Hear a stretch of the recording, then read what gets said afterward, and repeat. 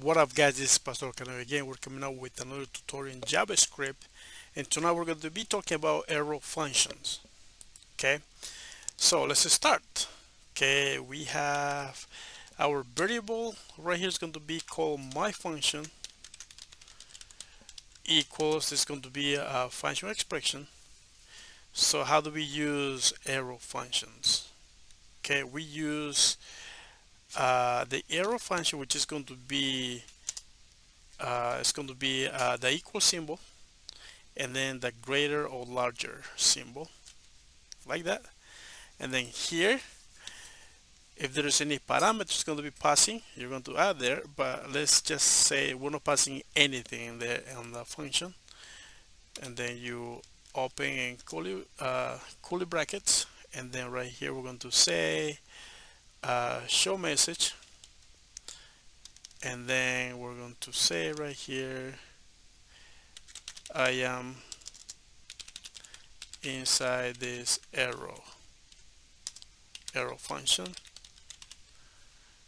Okay, and the semicolon, and then we're going to invoke this function by doing the function name, the variable name, which is my function, and then open and closing parentheses, semicolon, and then we save it and refresh. It should give us that, yeah, I am inside this arrow function, so that worked fine. So now let's pass a parameter. Let's just do one parameter. Let's just do num. Let's erase this part, and let's just say let oh man, what should we name it? Let results, let's just do results equals num times 2, and the semicolon, and we're going to return result, and the semicolon right here. We're going to do show message because we want to see it on the browser, and then we're going to do the variable name of my function,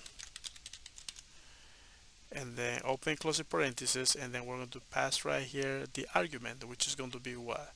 Let's just do 5, should give us a 10, right? Let's see, that updates a 10. Yeah, gives a 10. Also, we can add the second parameter right there. We can just say num2. We'll just do num2 right here. Let's just change that, and then right here is going to be 2 values, and then we're just going to do 5. It should give us 25. Let's just save it and refresh our browser. It should, yeah, give us 25. So with arrow function is working fine. And also like I said, we did only one parameter before, right?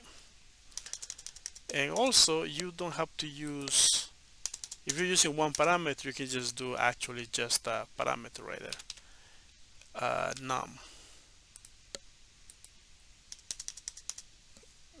2. Let's just do 5, so that should give me a 10, right?